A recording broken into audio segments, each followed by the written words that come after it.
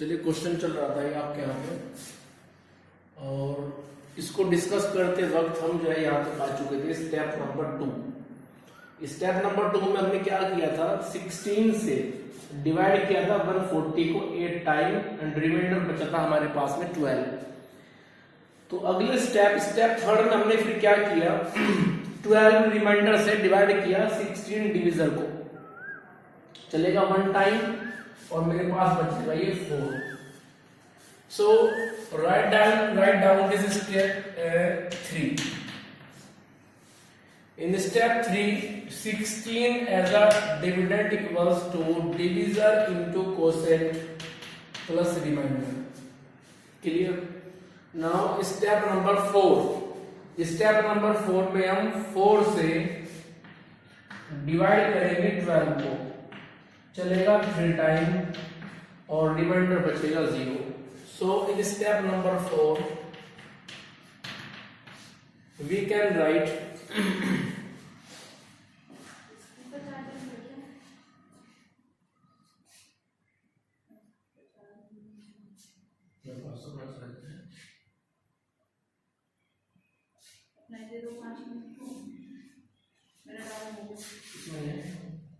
इसमें नहीं है, जैसे दूसरा होता है ना आगे से वो पिन छोड़ी है और तो हमारे घर पे भी है, हमारे घर पे इसको मुझे दूसरा होता है।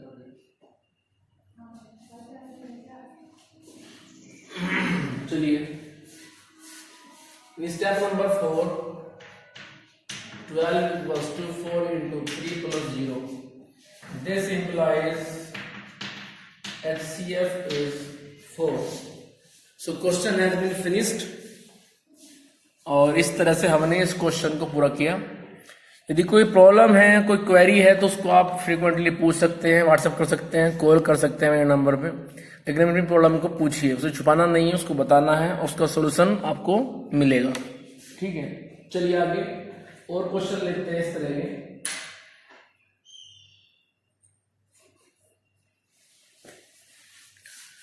इसको रफ करना पड़ेगा जल्दी से, इसको आप स्क्रीनशॉट ले लीजिए, इसको रफ करना पड़ेगा जल्दी करें।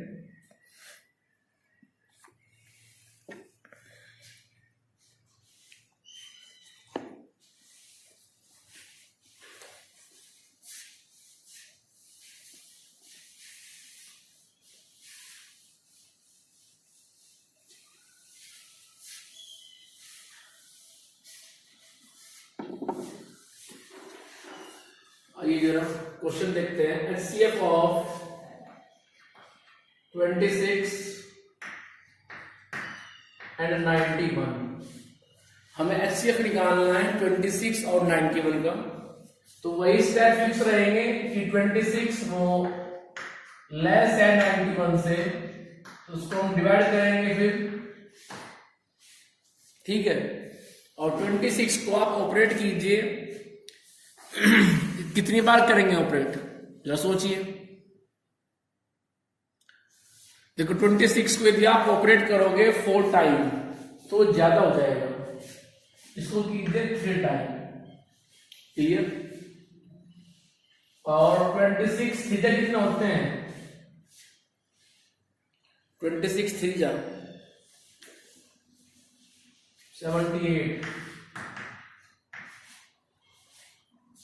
ठीक, सो रिमाइंडर इज 3 और 1। तो इसी बात को आप लिखिए स्टेप नंबर 1 में। कैसे? स्टेप नंबर 1 में डिविडेंड है 91, dividend equals to division into coefficient plus remainder. चलिए स्टेप नंबर 1 का जो रिमाइंडर है वो स्टेप 2 में बनेगा डिविजन, उससे हम करेंगे डिवाइड। किसको? स्टेप नंबर 1 के डिविजन को, चलेगा 2 time and remainder is 0। So question finished and HCF is 13। Step 2, 26 equals to 13 into 2 plus 0, This implies HCF is 13. जल्दी कॉपी करें, आगे चलना है।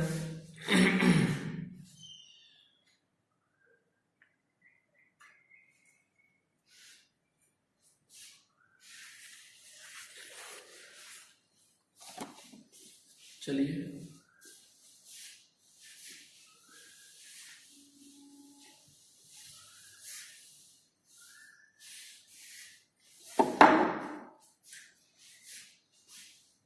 we want to find out HCF of 350 and 1000। हमें इन दोनों का निकालना है HCF। तो हम डिवाइड करेंगे 350 से 1000 को। तो अब 3 टाइम चलाएंगे तो ज्यादा हो जाएगा, ठीक है, तो चलाएंगे केवल 2 time.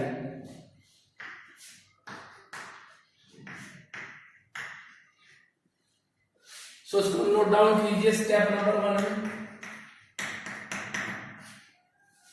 350 is less than to 1000 and 300 is less than to 350. This implies 1000 means dividend equals to divisor into quotient plus remainder। Clear? यहां पे आप लिख सकते हो because A equals to BQ plus R and R lies between 0 to A। ठीक है, sorry B, क्योंकि यहां पे डिवाइड कर रहे हैं आप B से। B यहां पे डिविजर है और A यहां पे डिविडेंड है। चलिए स्टेप नंबर 2।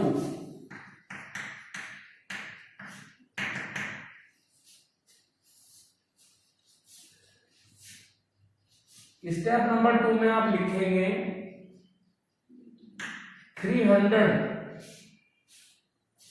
300 जो कि स्टेप नंबर 1 में रिमाइंडर है वो बनेगा एज अ डिविजर, कोसेंट बनेगा, सॉरी जो डिवाइड होगा डिविडेंड वो बनेगा 350।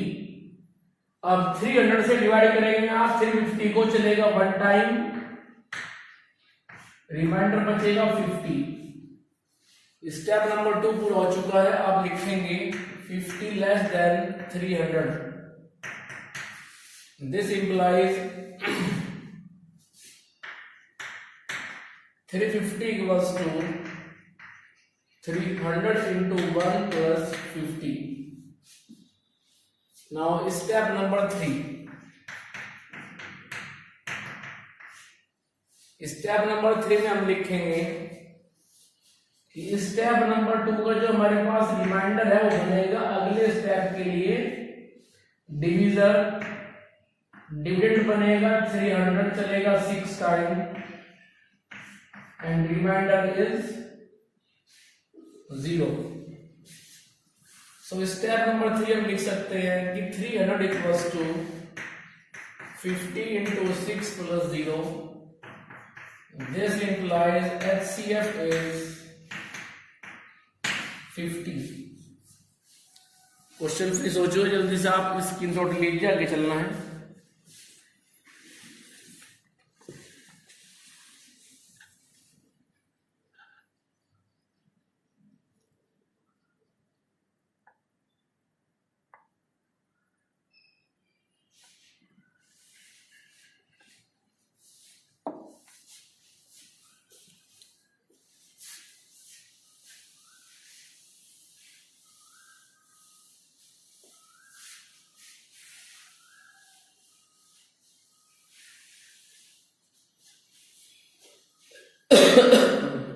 हमें HCF निकालना है।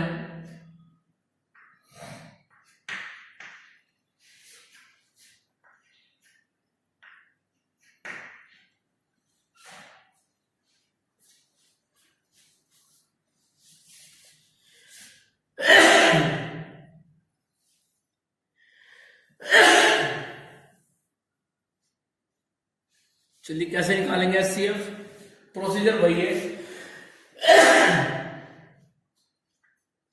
हम 410 से डिवाइड करेंगे 870 को। क्यों? क्योंकि इन दोनों में 410 लेस देन है 870 से। ठीक है, तो चलिए, तो ये 2 टाइम चल जाएगा, तो मेरे पास आएगा 820, रिमाइंडर बचेगा 50। तो लिखिए आप इस बात को, step number 1, by division Lima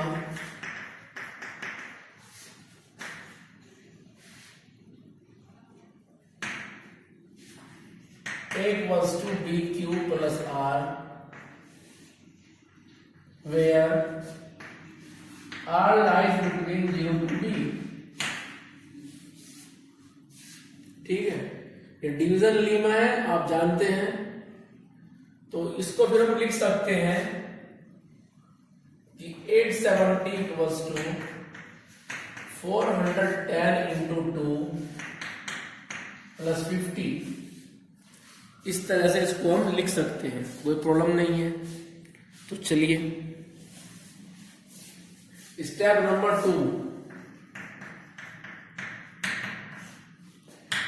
in step number 2 जो स्टेप नंबर 1 में रिमाइंडर है वो बनेगा नेक्स्ट स्टेप में एज अ डिवीजर, और डिविडेंड बनेगा 410, और इसको हम चलाएंगे फिर 8 time. So 10 is the remainder in step number 2.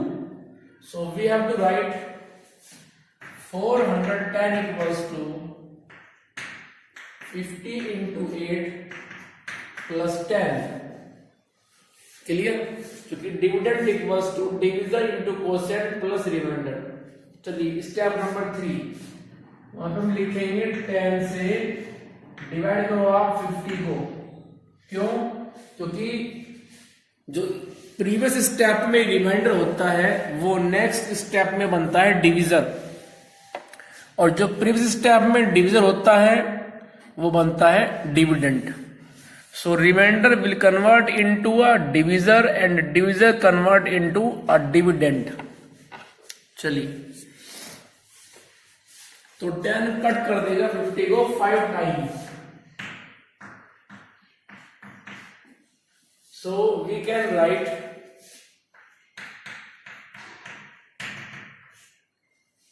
50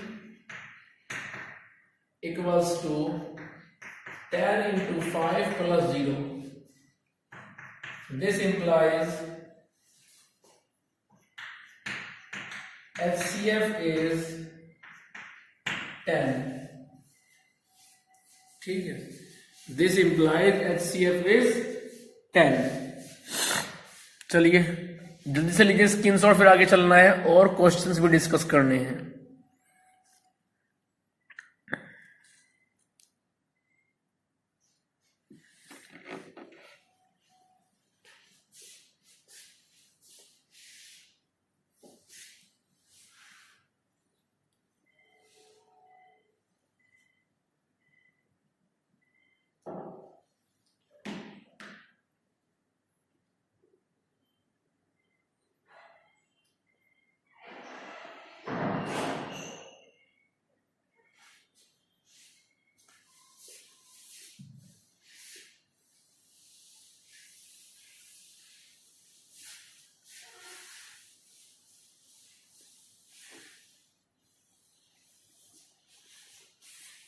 Now find out the HCF of 240 and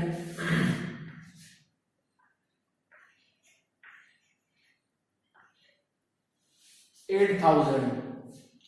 हमें 240 और 8000 के बीच में निकालना है HCF।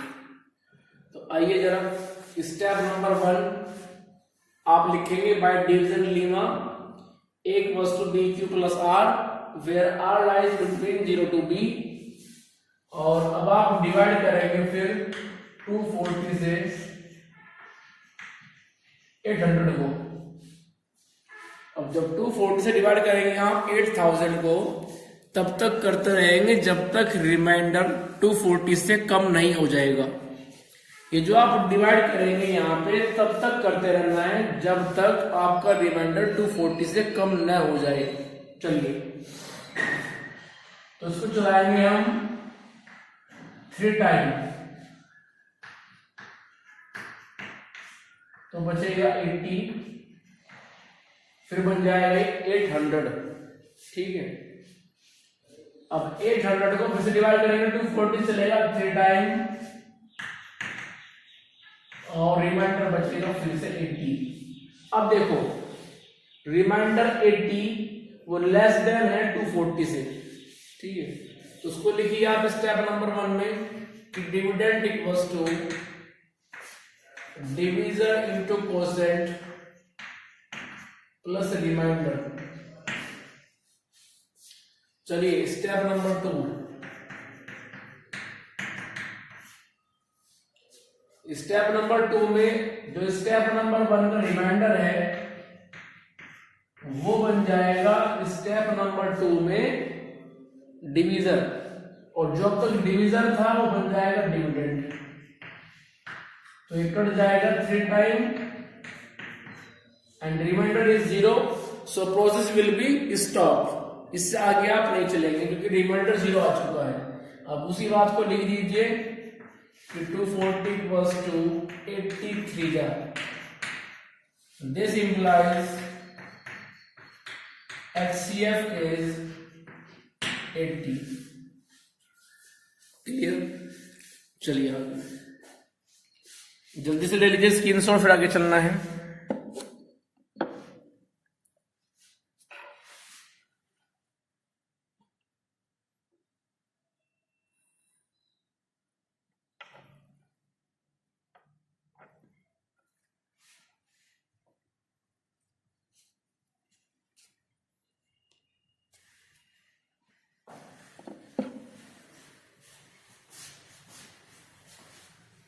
चलिए आगे,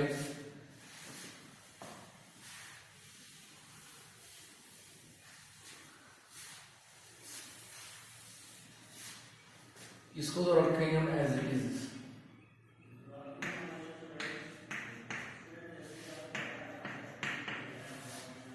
$5,005,7,429।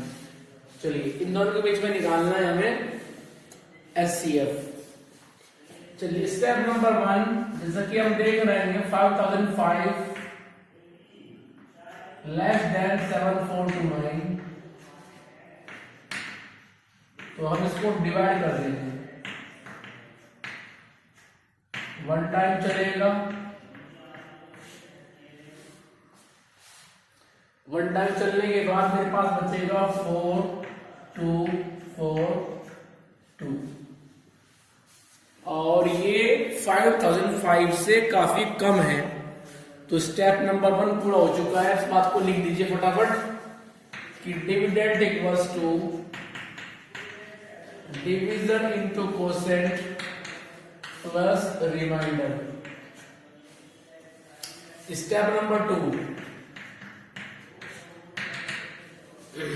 स्टेप नंबर 2 में देखिए 2424 जो कि स्टेप नंबर 1 का रिमाइंडर है, उससे डिवाइड करेंगे हम स्टेप नंबर 1 के डिवीजर को।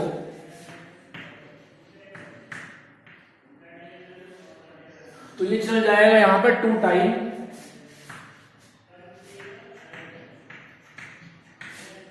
और मेरे पास बचेगा 157। ठीक है, मेरे पास बचेगा 157। तो चलिए लिखिए इस बात को कि dividend equals to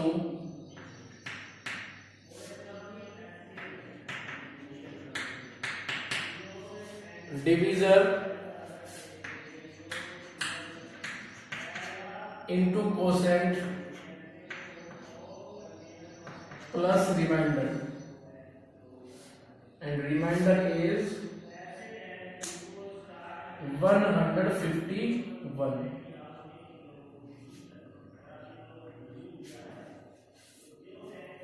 now step number 3।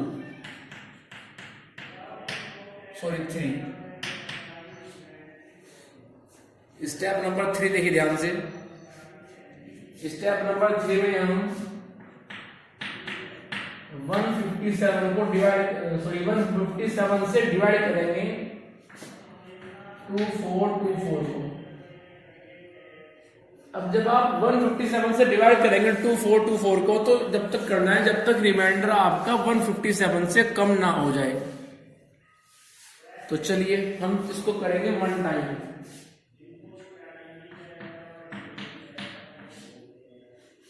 तो ये मेरे पास बचेगा 5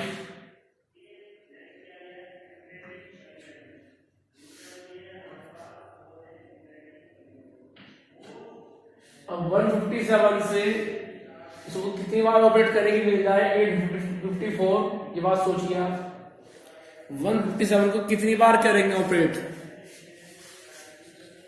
सोचिए।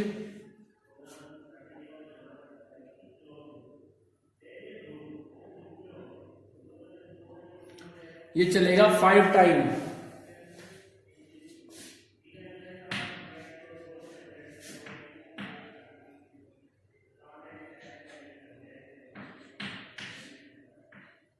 तो ये बच जाएगा 9 और यहां बचेगा 4 8 6 69। सो स्टेप 3 पूरा हो चुका है। आप लिखेंगे कि 2424 इक्वल्स टू 157 इंटू 15 प्लस 69। 69 पे हम इसलिए रुके हैं क्योंकि 69 157 से लेस है। जब तक रिमाइंडर डिविजर से कम नहीं होगा तब तक आप चलते रहते हैं, ठीक है। चलिए स्टेप नंबर 4। जल्दी से मुझे ये पेज रफ करना पड़ेगा, इसको जल्दी से कॉपी कर लीजिए आप।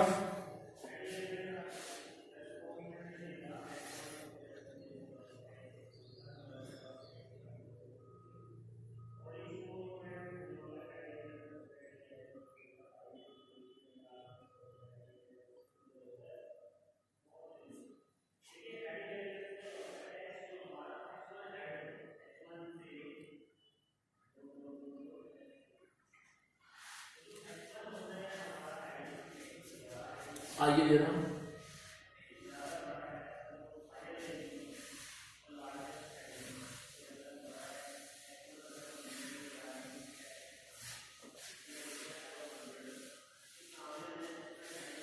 डिवाइड करेंगे अब हम 69 से 157 को। तो जब डिवाइड करेंगे इससे हम, तो ये चलेगा 2 टाइम।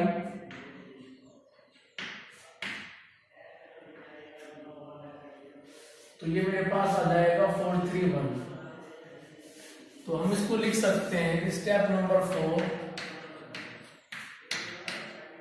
कि 157 इक्वल्स टू 69 इंटू 2 प्लस 19। चलिए स्टेप नंबर 5।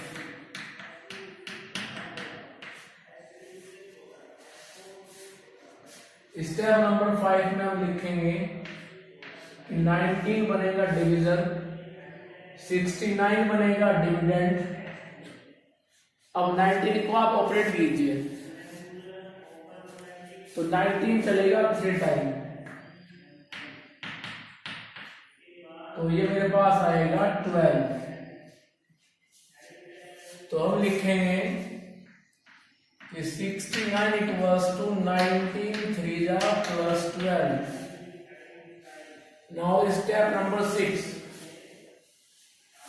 स्टेप नंबर 6 में हम 12 से डिवाइड करेंगे 19 को, चलेगा 1 टाइम, बचेगा 7। तो step number 6 19 equals to 12 into 1 plus 7। चलिए स्टेप नंबर 7। 7 से डिवाइड करेंगे हम 12 को, चलेगा 1 टाइम, बचेगा 5। So 12 equals to 7 into 1 plus 5। Clear. चलिए अब आता है स्टेप कि 5 से डिवाइड करेंगे आप 7 को, चलेगा 1 टाइम, बचेगा 2। तो इस बात को आप लिखिए स्टेप नंबर 8 में, 7 इक्वल्स टू 5 बन जा +2। नाउ अब मुझे बोर्ड रफ करना पड़ेगा, जल्दी से इसको आप कॉपी कीजिए।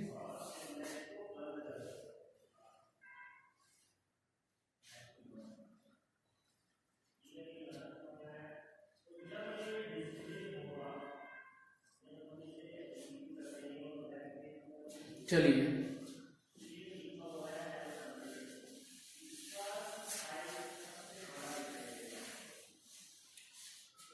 स्टेप नंबर 9, उसमें हम डिवाइड करेंगे इस रिमाइंडर 2 से 5 को। 2 to the 4 1।